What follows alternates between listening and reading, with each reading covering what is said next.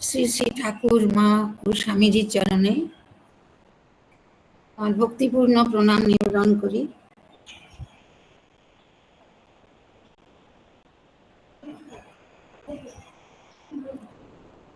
শ্রীমতী সিংহমিত্রা এবং তার বন্ধু বান্ধব ভক্ত সকলকে আমার বিনম্র প্রণাম জানাই।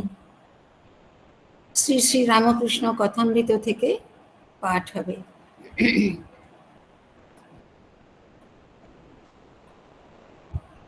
এই অধ্যায়ের নাম তীব্র বৈরাগ্য ও বদ্ধ জীব। শোনা যাচ্ছে? বেশ, তারিখটা বলে দিন, তারিখটা কবেকার? এটা আগের দিনের কন্টিনিউয়েশন হচ্ছে। আমরা 14 ডিসেম্বরের তৃতীয় অধ্যায় পরিচ্ছেদে আছি, পেজ নাম্বার 116। এখন পাতার পৃষ্ঠা 116 পেজ নাম্বার। বিভিন্ন সংস্করণে পৃষ্ঠা সংখ্যা আলাদা হয়। হ্যাঁ, আমি যে বই অনুসরণ করছি তাতে পৃষ্ঠা সংখ্যা হচ্ছে 71, 71। কেমন? এখন বইগুলো তো সংস্করণ অনুসারে দু এক পাতা এদিক ওদিক হয়। এটি তারিখটা জিজ্ঞেস করলাম, কথামৃত প্রথম ভাগ। হ্যাঁ, শ্রী শ্রী 14 ডিসেম্বরের তৃতীয় পরিচ্ছেদে। হ্যাঁ, তাই থেকেই মাতাজি করছেন, তাই থেকেই করছেন। আর আমাদের আগের দিনের পাঠের তারিখ ছিল 14 অগস্ট। ঠিক আছে। এখানে শ্রীমদ্ ভগবদ গীতা থেকে উদ্ধৃতি দিয়েছেন মাস্টার মশাই। অসংশয়ং মহাবাহো মনো দুর্নিগ্রহং চলম অভ্যাসেন তু কৌন্তেয় বৈরাগ্যেন চ গৃহ্যতে। বহু উদ্ধৃত, সবাইকার চেনা এই শ্লোক, যেখানে ভগবান শ্রীকৃষ্ণ স্বীকার করছেন ভক্ত অথচ মহাবীর্যবান অর্জুনকে বোঝাচ্ছেন যে সংশয় নেই এতে যে মনকে আয়ত্তে আনা, তাকে বশীভূত করা, তার চাঞ্চল্য দূর করা খুব কঠিন। আমাদের সবার অবস্থা ভগবান জানেন, বলছেন, কিন্তু বলছেন আমাদের দুঃখ কষ্ট অতিক্রম করবার উপায় কি? ভগবানের শরণাগতি, প্রার্থনা, সেসব ঠিক, তার সঙ্গেই চাই অনুশীলন, অভ্যাস, বৈরাগ্যের অভ্যাস, অনাসক্তির অভ্যাস। হে কুন্তিপুত্র, অভ্যাস বা অনুশীলন এবং বৈরাগ্য বা অনাসক্তি সহায়ে সেই চঞ্চল মনকেও বশীভূত করা যায়, তাকে ঈশ্বরমুখী করা যায় ইত্যাদি। অধ্যায়ের উপরে লেখা আছে তীব্র বৈরাগ্য ও বদ্ধ জীব। এটা হলো আজকের বিষয়। মাস্টারমশাই যা ঠাকুরের কাছে শুনেছেন। বিজয় কৃষ্ণ গোস্বামী এসেছেন, তার সঙ্গে আমার ঠাকুরের কথোপকথন হচ্ছে। বিজয় বলছেন, বদ্ধজীবের মনের কি অবস্থা হলে মুক্তি হতে পারে? সাধারণ আমরা সব মানুষ এক হিসাবে বদ্ধজীব। নানা প্রকার পার্থিব বিষয় আমাদের মন ছুটে ছুটে যায়। অপ্রয়োজনীয় অনিত্য জিনিসের প্রতি ভালোবাসা এসে যায়। সেরকম বিষয়াসক্ত ভক্তের, বদ্ধ জীবের মনের কি অবস্থা হলে মুক্তি হতে পারে? শ্রীরামকৃষ্ণদেব বলছেন, ঈশ্বরের কৃপায় তীব্র বৈরাগ্য হলে এই কামিনী কাঞ্চনে আসক্তি থেকে নিস্তার হতে পারে। ঠাকুরের কথা অতি মধুর, আশাপ্রদ, কিন্তু একটা খুব দৃঢ় চিন্তায় তার মনটি বাঁধা থাকত। তা হলো ভগবত কৃপা। ঈশ্বরের কৃপায় তীব্র বৈরাগ্য হলে, বৈরাগ্য কথার অর্থ আমরা সবাই জানি অনাসক্তি,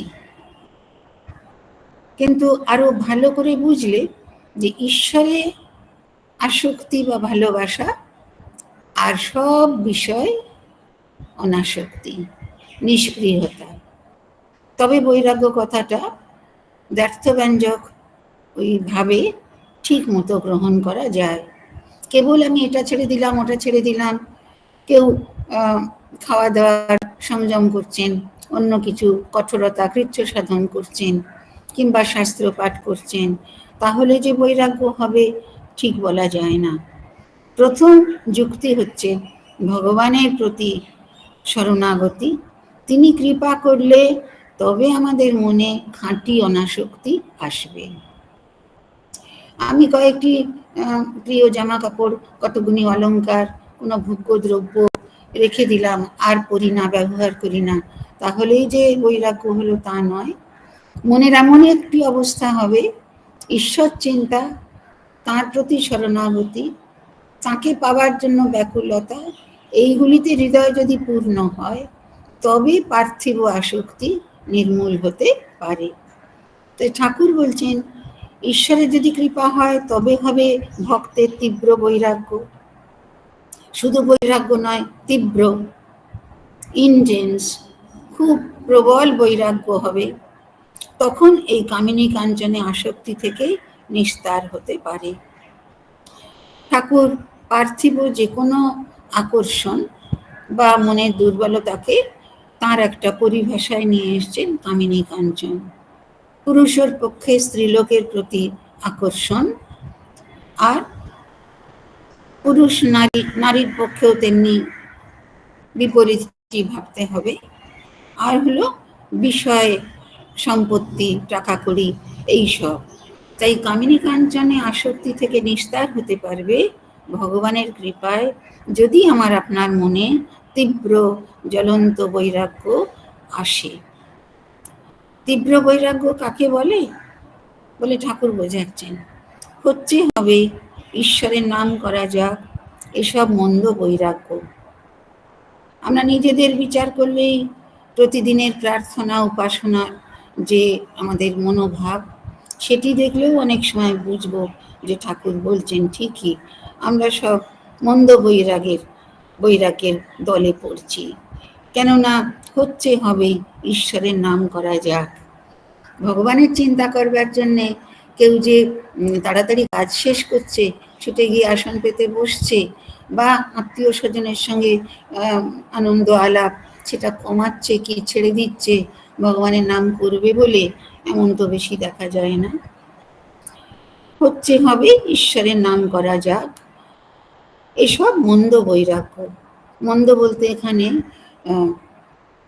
খারাপ তা ঠিক নয়, মন্দ বলতে ধীর, ঢিলে, শিথিল, আস্তে আস্তে মনটা যাচ্ছে। যার তীব্র বৈরাগ্য, তার প্রাণ ভগবানের জন্য ব্যাকুল। মার প্রাণ যেমন পেটের ছেলের জন্য ব্যাকুল। আমাদের এখানে তো মা বোনেরাই বেশি আসেন এই আসরে। আমরা মেয়েরা আত্মীয় স্বজনকে, যারা জননী, তারা সন্তানকে যেভাবে ভালোবাসেন গভীর, তার ছেলে মেয়ে যেই হোক, সেই সন্তানের প্রতি তার ব্যাকুল চিন্তা, কখন কোথায় গেল, খেলো কিনা, শুলো কিনা, পড়াশোনা করছে কিনা, কেমন, আর তাকে দেখবার জন্যে, তাকে কাছে পাওয়ার জন্যে ভালোবাসার তীব্রতা মা যেমন অনুভব করেন তার সন্তানের জন্য, আপন সন্তানের জন্য, সেই রকম যার মন ভগবানের জন্য ব্যাকুল, তারই লাভ হয় তাকে। যার তীব্র বৈরাগ্য, সে ভগবান ভিন্ন আর কিছু চায় না। সংসারকে পাতকুয়া দেখে, কুয়া পাতকুয়া একই কথা। সেই যে গভীর গর্তের মধ্যে জল থাকে, মানুষ তার প্রয়োজনে সেখান থেকে তাকে তুলে নিয়ে আসে, জলটা তার প্রয়োজন। কিন্তু পাতকুয়া একটা আগেকার দিনের যে জলাশয়, সেটা অনেক সময় বিপজ্জনক থাকতো। প্রথমতই ঘটি বাটি বালতিগুলো পড়ে যেতে পারে, তাকে তুলে আনা খুব শক্ত। আর যদি ছেলেপিলে খেলা করতে গিয়ে পড়ে যায়, মানুষের অন্য কোনো প্রকার কিছু হয়, তা কত গল্প, কত ঘটনা, দুর্ঘটনার কথা আমরা জানি। তো সে যে ভগবানের জন্য ব্যাকুল, তার এই সংসারের যে সম্পর্কিত মানুষগুলি, পিতা মাতা, ভাই বোন, আত্মীয় স্বজন, সন্তান, তাদেরকে মেলানো যে সংসারটাকে সে পাতকর মতো বিপজ্জনক বলে বোঝে। কেন? তাদের প্রতি অত্যধিক আসক্তি তাকে ঈশ্বর বিমুখ করে দেয়। তখন সে পতিত হয়, ধর্মপথ থেকে অন্যদিকে চলে যায়, যেতে পারে। তার মনে হয় বুঝি ডুবে গেলুম। আত্মীয়দের কালসাপ দেখে, আত্মীয় স্বজনকে তার মনে হয় বিষাক্ত সাপ, যা বিপজ্জনক, যা প্রাণঘাতী। তাদের কাছ থেকে পালাতে ইচ্ছা হয়, আর পালায়ও। যারা ততটা বৈরাগ্যবান, তারা ঘর সংসার, আত্মীয় স্বজন সজ্ঞানে স্বইচ্ছায় ত্যাগ করে ভগবানের জন্য ব্যাকুল হন। কেউ বনে জঙ্গলে গুহায় তপস্যা করেন, কেউ কোনো আশ্রমে যোগ দেয়। এখন যার মনে হয় আমার ভগবানকেই চাই, অন্য কিছু অসার, তাতে আমার কোনো সত্যিকারের লাভ নেই, জীবনের কোনো অর্থ হবে না, তার কাছেই এই ধারণাগুলো মনে ভাসে। সংসার পাতক, আত্মীয় স্বজন কালসাপের মতো, তাদের কাছ থেকে সে সরে যেতে ইচ্ছা করে, আর সে সরেও যায়। বাড়ির বন্দোবস্ত করি, তারপর ঈশ্বর চিন্তা করব, এ কথা ভাবেই না, ভিতরে খুব রোগ। দেখুন, এরকম মনোভাব, বৈরাগ্য, সংসারে প্রবেশ করে, কর্মজীবন গ্রহণ করে, উপার্জন আশ্রয় করে যে সংসারের কোটি কোটি মানুষ চলেছেন জীবন পথে, তাদের কি এরকম মনোভাবটা খুব সুলভ বা হবে, হয়ে থাকে? যার সংসারকে পাতক, আত্মীয়দের কালসাপ মনে হয়। আমাদের মনে হয় ঈশ্বরের কৃপা হলে ওই জ্ঞানচক্ষু খুলে যায় যে এরা আমার তো কেউ নয় সত্যিকারের, এদের সঙ্গ, এদের সেবা আমি করেছি, আর ইচ্ছা করি না, কেননা সেখান থেকে আমি পরিত্রাণ চাই, নিত্য বস্তুর সঙ্গে যুক্ত হব। তাই জন্যে তাদের পর বা দুঃখদায়ী মনে হয়। আমি ঠিক জানি না, সাধারণ মানুষের পক্ষে আত্মীয়দের কালসাপ দেখা সোজা নয়, আর অনেক ভক্ত বলবেন উচিত নয়। যারা আত্মীয় স্বজন নিয়ে আমরা বাস করি, সংসারে বিশেষ করে যারা রয়েছেন পরিবারে, তাদের যদি এরকম বোধ হয়, তাহলে তো দিন কাটানো মুশকিল। আর এটাও তো ঠিক, মনে হবে অহেতুক আমি আত্মীয় স্বজনদের নিম্ন মানের মনে করছি, আমি অনেক উঁচু, আমি এদের সঙ্গ করব না। ব্যাপারটা ঠিক তা নয়। ওই সংসার জীবনটা যে মূল্যহীন, তার জন্যে আর কালক্ষেপ করা উচিত নয়, এই ভাবটা হয়। কিন্তু আমাদের মনে হয়, আপনারাও বিশ্বাস করবেন, ভগবান বুদ্ধ, শ্রী চৈতন্যদেব, স্বামী বিবেকানন্দ যেভাবে গৃহত্যাগ করেছিলেন, সে কি সবাই পারে? তা কি সবার পক্ষে সম্ভব নয়।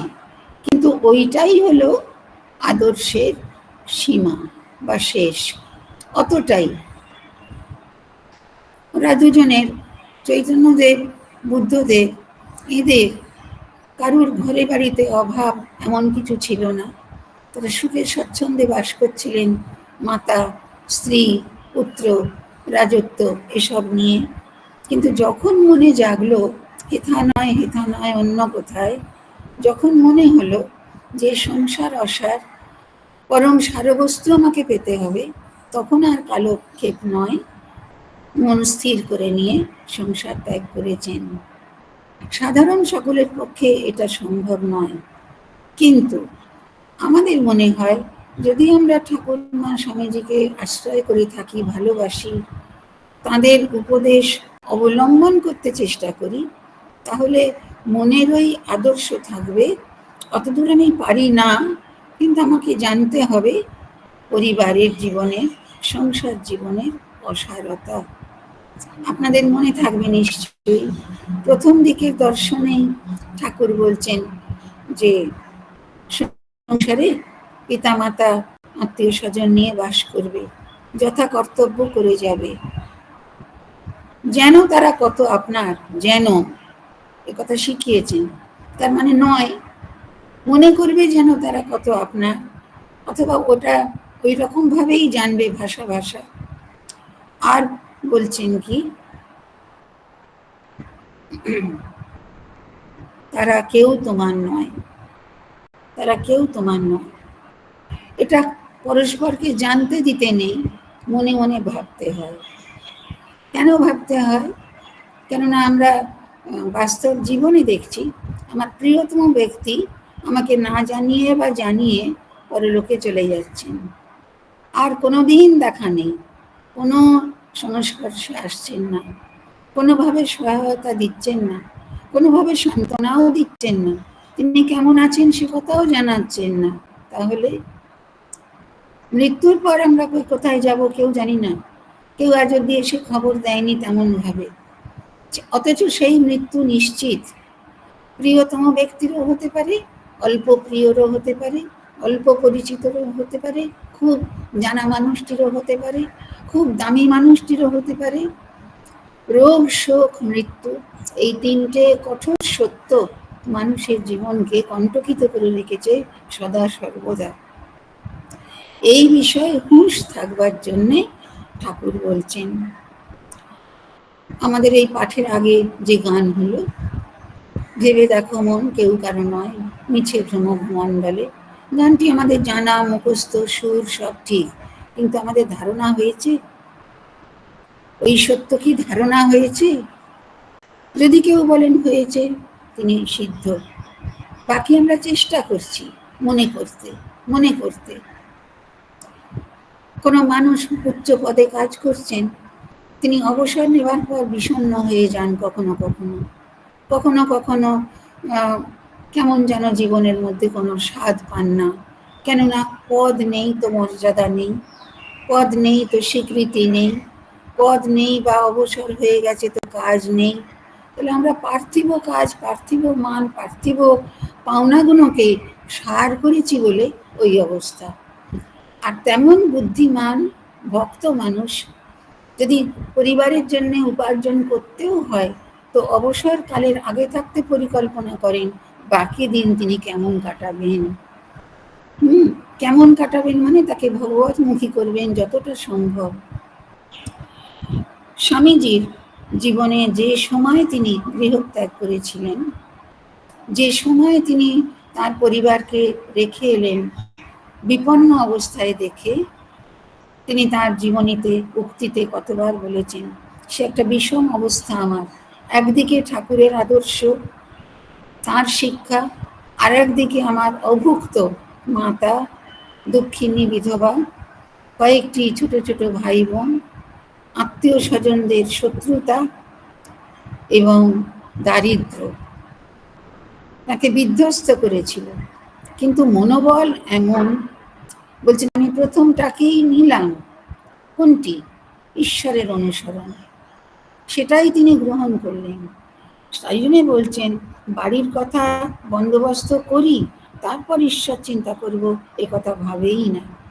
স্বামীজি অত্যন্ত মাতৃভক্ত ছিলেন, এবং তার গুণবতীর মা, তার ভক্ত ভক্তিমতী জননী, তার যে অভাব দুঃখ, এবং স্বামীজি তার অতি উপযুক্ত প্রিয়তম জ্যেষ্ঠ সন্তান, তাকে ছেড়ে থাকার বেদনা, এটা স্বামীজির মনের মধ্যে খুব দাগ কাটত নিশ্চয়ই। যার জন্যে তিনি এত বড় সন্ন্যাসী হয়েও শেষ জীবনে মাকে নিয়ে কয়েকটি তীর্থ দর্শন, মার জন্য একটা ছোটখাটো কোনো থাকবার আশ্রয় বাড়ি তৈরি, মার ভরণ পোষণের মতন কোনো অর্থ সাহায্যের ব্যবস্থা করেছিলেন, কিন্তু সে অনেক পরে, একেবারে শেষ জীবনে। প্রথমেতে বলছেন বাড়ির বন্দোবস্ত করি, তারপর ঈশ্বর চিন্তা করব, এ কথা ভাবেই না। ভিতরে খুব রোগ, রোগ মানে জেদ, প্রবল মনোবল। তীব্র বৈরাগ্য কাকে বলে? একটি গল্প শুনুন। ঠাকুরের ঝুলিতে অনেক গল্প আছে, আমরা তো কথামৃত এত পড়ি, ভালোবাসি, আপনারাও তাই। গল্প তো আরম্ভ করলেই আমরা বুঝতে পারি কি হবে না হবে, তবু এর যে বর্ণনা এবং তার সত্য নির্দেশ অনুপম। এক দেশে অনাবৃষ্টি হয়েছে, চাষিরা সব খানা কেটে দূর থেকে জল আনছে। একজন চাষার খুব রোগ আছে, সে একদিন প্রতিজ্ঞা করলে যতক্ষণ না জল আসে খানার সঙ্গে আর নদীর সঙ্গে এক হয় ততক্ষণ খানা খুঁড়ে যাবে। এদিকে স্নান করবার বেলা হলো, গৃহিণী মেয়ের হাতে তেল পাঠিয়ে দিলে। মেয়ে বললে, বাবা বেলা হয়েছে, তেল মেখে নিয়ে ফেলো, মানে স্নান করে নাও। সে বললে, তুই যা, আমার এখন কাজ আছে। বেলা 2 প্রহর 1টা হলো, তখনও চাষা মাঠে কাজ করছে, স্নান করার নামটি নাই।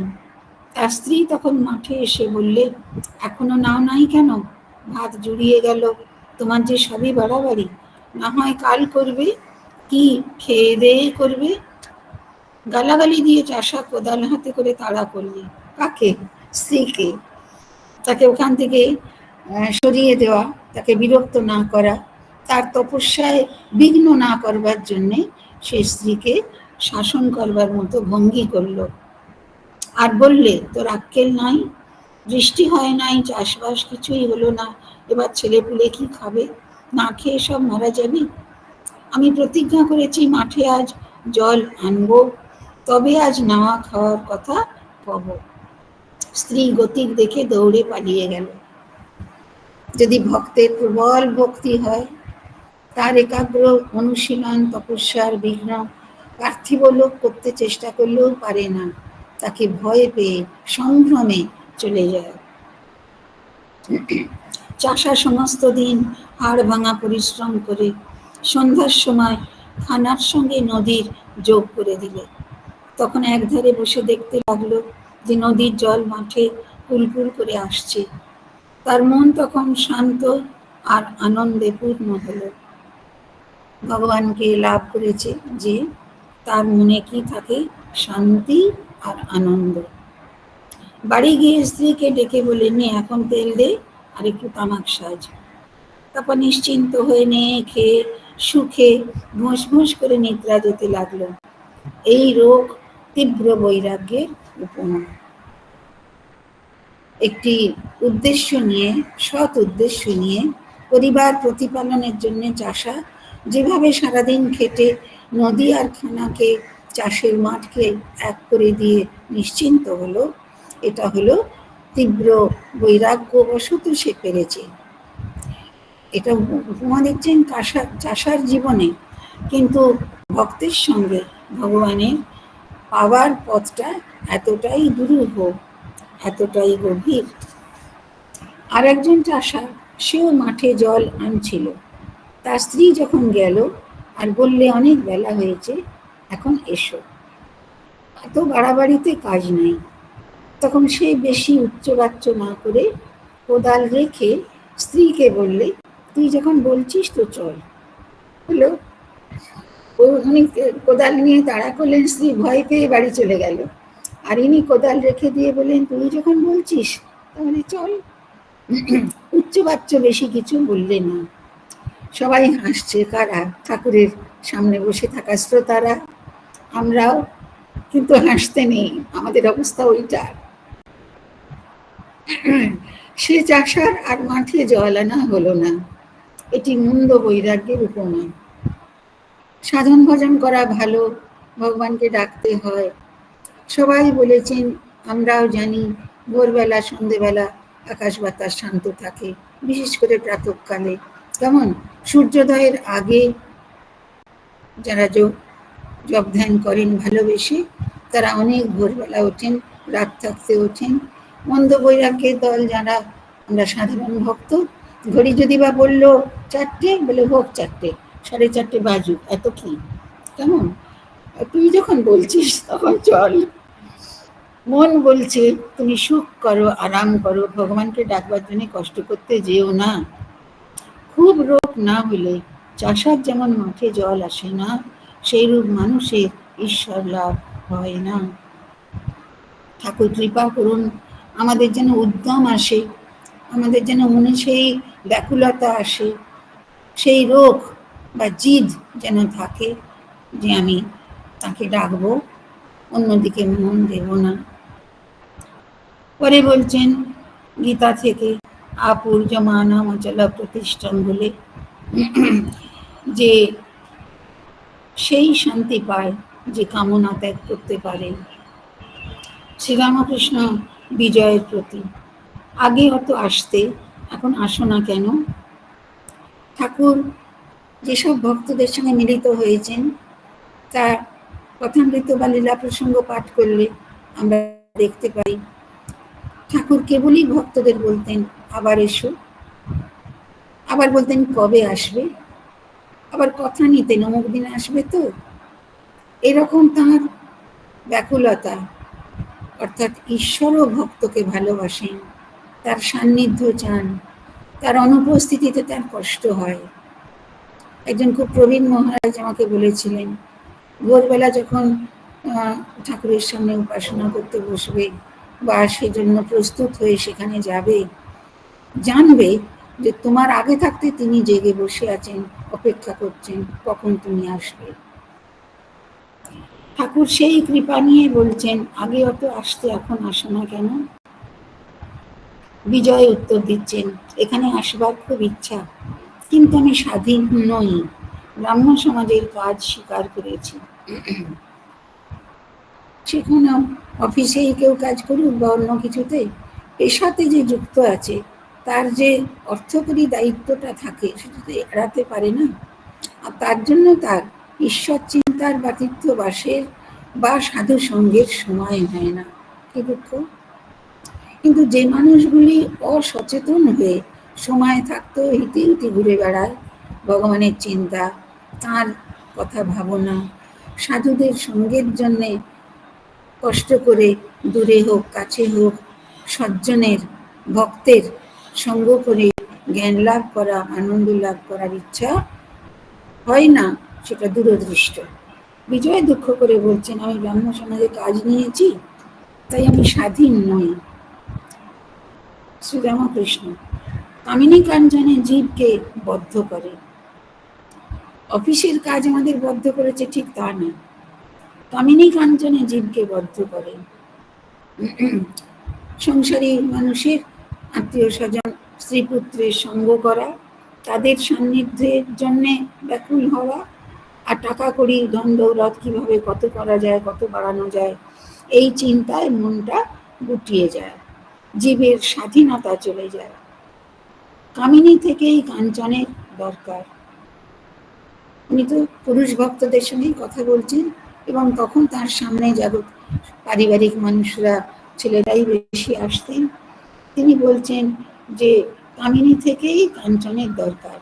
স্ত্রী আছেন বলে, মা বোন মেয়েরা আছে বলে বাড়িতে, তাদের জন্যে ভরণ পোষণের জন্যে টাকা কড়ি লাগে। আপনারা যদি বলেন কেন ছেলে পুরুষ আত্মীয়দের জন্যে, বালকদের জন্যে, পুত্রের জন্যে টাকা লাগে না, লাগে। আমার ধারণা মেয়েদের জন্য বেশি লাগে। আপনারা কি বলবেন জানি না। না, মেয়েরা সংসারটা ইনার বিল তো, সংসারের ভেতরে চাকা তো, তারা যে মনোভাব নিয়ে সংসার করেন সেই মনোভাবে পুরুষকে খাটতে হয়। যদি কোনো বিদ্যা স্ত্রী স্বামীকে সহায়তা করেন, তিনি বলবেন আর দরকার নেই কষ্ট করবার, যা আছে ওই দিয়ে আমি ঠিকঠাক করে নেব। সে লক্ষ্মী। যে বলে আমার এইটা নেই নিয়ে এসো, ওইটা নেই এক্ষুনি করো, এমনকি খারাপ কাজ করেও উন্নতি করো, পদোন্নতি করো, তারা অবিদ্যা স্ত্রী।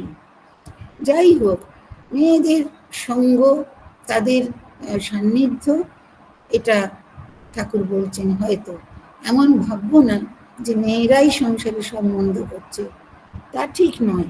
কিন্তু কামিনী বলতে ব্রডলি এখানে এমন বুঝতে পারি পরিবার চিন্তা, আমার পরিবারের জন্যে কাজ করতে হবে, খাটতে হবে, তার জন্য টাকার দরকার। কাঞ্চন বলতে টাকা করি, তার জন্য পরের দাসত্ব।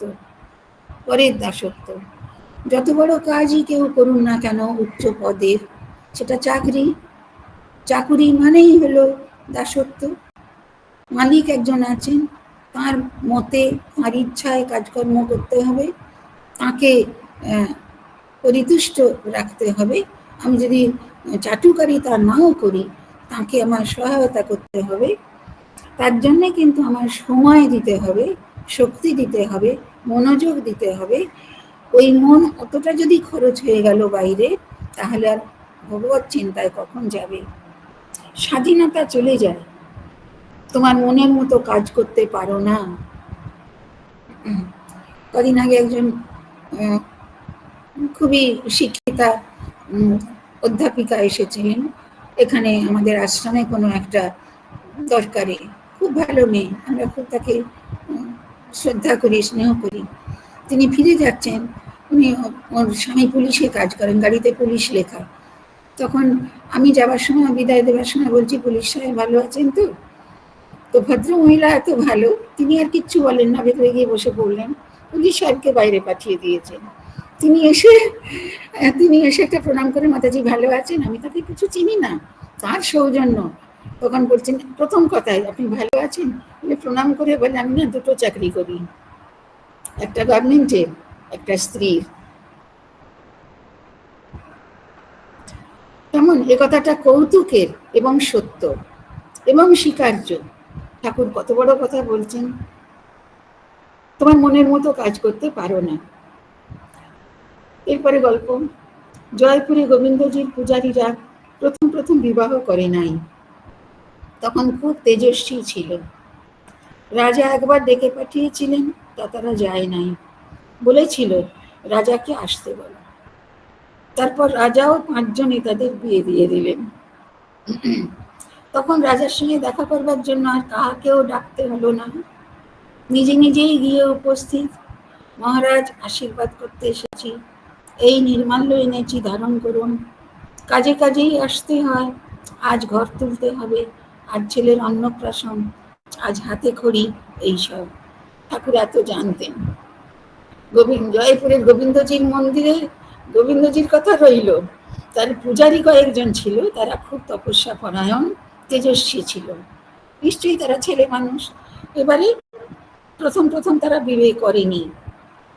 রাজা একবার ডেকে পাঠিয়েছিলেন কোনো কারণে, তো তারা যায় নাই। কত তেজ থাকলে লোকে রাজার ডাক শুনেও তার সঙ্গে দেখা করতে না যায়। এই ভাবনা ছিল যে রাজা কিছু মনে করবেন, আমার সঙ্গে তার কি সম্পর্ক, কোনো দরকার থাকে বলুন যাবো, অমনি দেখা করতে যাই না। এই যে দম্ভটা ছিল, এই যে তেজটা ছিল, যে আত্মমর্যাদা ছিল, সেটা ঠাকুর বলছেন তারা বলে পাঠালে রাজাকে আসতে বলো। তারপর রাজার 5 জনে মিলে তাদের বিবাহের ব্যবস্থা করে দিলেন। তখন রাজার সঙ্গে দেখা করবার জন্য আর কাউকে ডাকতে হয় না। ওই যে সংসার করেছেন বলে তাদের লাগবে টাকা কড়ি, ঘর তোলা, ছেলে মেয়ের অন্নপ্রাশন, অমুক তমুক।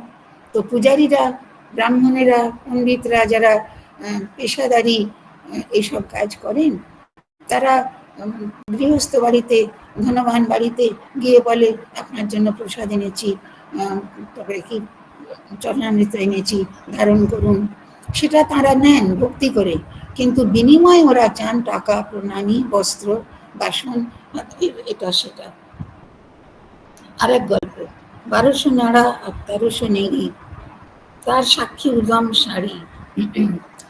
এই যে বাক্যটি, এটার সবকিছু অর্থ আমার জানা নেই, ভাবার্থ বুঝি। এ গল্প তো জানো, নিত্যানন্দ গোস্বামীর ছেলে বীরভদ্রের 1300 নাড়া শিষ্য ছিল। আপনারা জানেন, এক ধরনের বৈষ্ণব সম্প্রদায়ের ভক্তরা মুন্ডন করেন। তারা যে সন্ন্যাসী, গৃহত্যাগী এমন নয়, কিন্তু তাদের বেশবাস, তার মধ্যে একটা বড় জিনিস হচ্ছে মণ্ডিত মস্তক। তাকে ঠাট্টা করে বা সামান্য করে বলছেন যে ওর নাড়া শিষ্য ছিল কত, 1300। তারা যখন সিদ্ধ হয়ে গেল, সেই শিষ্যরা জ্ঞান ভক্তি লাভ করে যখন প্রস্তুত, তখন বীরভদ্রের ভয় হলো। তিনি ভাবতে লাগলেন, এরা সিদ্ধ হলো, লোককে যা বলবে তাই বলবে, যেদিক দিয়ে যাবে সেই দিক দিয়েই ভয়, কেননা লোক না জেনে যদি অপরাধ করে তাদের অনিষ্ট হবে। গুরু দেখলেন পরম তেজস্বী তপস্যাযুক্ত এই শিষ্যেরা যদি সাধারণ সমাজে মানুষের মধ্যে থাকে, তাহলে অন্যের কোনো ত্রুটি বিচ্যুতিতে তারা ক্রুদ্ধ হলে যাদের উপর তারা ক্রুদ্ধ হয়েছেন তাদের ক্ষতি হবে। সাধারণ মানুষের সমাজের কল্যাণের জন্য অথবা যে কোনো ভাবেই হোক, বীরভদ্র তাদের বললেন, তোমরা গঙ্গায় গিয়ে সন্ধ্যা আহ্নিক করে এসো। নারদের এত তেজ যে ধ্যান করতে করতে সমাধি হলো। কখন জোয়ার মাথার উপর দিয়ে চলে গেছে হুঁশ নাই, আবার ভাটা পড়েছে তবু ধ্যান ভাঙে না। এরকম 1300 মধ্যে 100 জন বুঝেছিল বীরভদ্র কি বলবেন। এরা সবাই তপস্বী, কিন্তু 100 জন হচ্ছেন সেরা, এবং তারাই জ্ঞান লাভ করেছিলেন।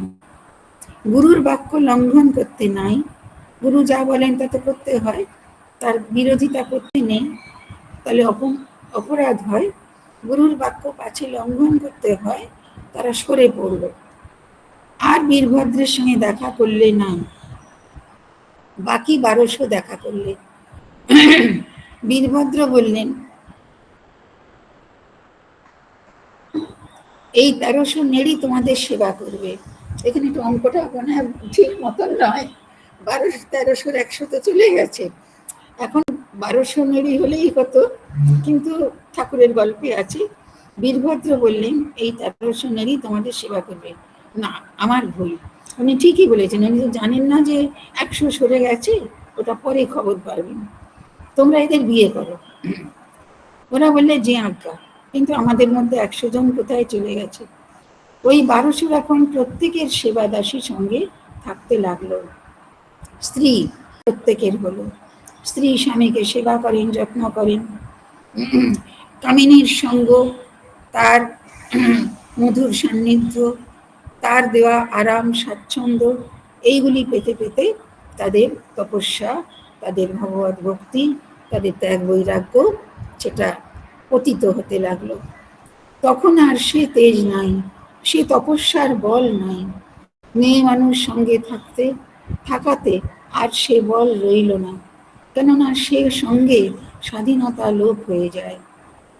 যেহেতু সে যুগের এই দৃশ্য, সে যুগের কথোপকথন পুরুষ ভক্ত মহলে, তাই আমরা একটু এগিয়ে ভাবতে পারি, মেয়েরাও যদি অপ্রয়োজনে, অকারণে বা একটা ব্রত ধারণ করে পুরুষের সঙ্গ করেন, তাদের সঙ্গে মিলেমিশে আনন্দ পান বা তাদের সেবা নেন, তাহলে তাদেরও সেই মানসিক অবনতি হবে। মেয়ে মানুষ সঙ্গে থাকাতে আর সে বল রইল না, কেননা সে সঙ্গে স্বাধীনতা লোপ হয়ে যায়। যে মানুষ বিবাহ করেছে সেই পুরুষ অবশ্যই স্ত্রীর অধীন। এসব নিয়ে মজার গল্প আছে, আপনারা জানেন, অনেক অনেক মজার গল্প, আমাদের সেটা দরকার নেই। মোট কথা, খুব কম পুরুষ দেখা যায় জগতে যিনি বিবাহ করেও স্বাধীন চেতা, ন্যায়পরায়ণ এবং স্ত্রীর অন্যায় আবদার বা যে কোনো রকমের প্রস্তাব গ্রহণ করেন না, খুব কম। বাকিরা কিন্তু তুই বলছিস তাহলে চল, এই অবস্থা। তোমরা নিজে নিজেই তো দেখছো পরের কর্ম স্বীকার করে কি হয়ে রয়েছ। আর দেখো, কত পাশ করা, কত ইংরেজি পড়া পণ্ডিত মনিবের চাকরি স্বীকার করে তাদের বুট জুতোর গোঁজা দুবেলা খায়। এর কারণ কেবল কামিনী। বিয়ে করে নদের হাট বসিয়ে আর হাট তোলবার জো নাই, তাই এত অপমান বোধ, অত দাসত্বের যন্ত্রণা। আমরা এগুলি পাঠ করে যেন বিষণ্ণ বোধ না করি, ঠাকুরের উপদেশ অন্তরে গ্রহণ করতে যেন পারি। আর নারী পুরুষের সম্পর্কের মধ্যে যে স্বাধীনতা বিলোপ হওয়া বা অন্যান্য কথা রয়েছে, তেজ হ্রাস, তপস্যার অধোগতি, সেগুলি আমরা যেন নিজের মতো করে বুঝে নিই। ঠাকুরের এমন উদ্দেশ্য নয় যে সংসার জীবনকে তিনি পুরো নস্যাৎ করছেন। জগতের কোটি কোটি মানুষ তো সংসারী, পরিবার নিয়ে বাস করেন। তাহলে এই উপদেশ, এই গল্প আমরা কোন ভাবে নেব?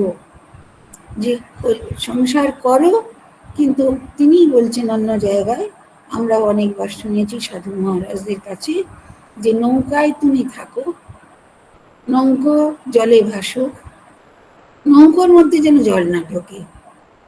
এটা কঠিন তপস্যা। কিন্তু যেহেতু আমরা মানব জন্ম পেয়েছি, দুর্লভ মনুষ্যত্ব লাভ করেছি, তখন আমাদের চেষ্টা থাকবে কেমন করে আমরা পারিবারিক বন্ধনের ঊর্ধ্বে উঠতে পারি এবং ভগবানের অভিমুখে নিজেদের নিয়োজিত করে শান্তি আর আনন্দ পেতে পারি। নমস্কার।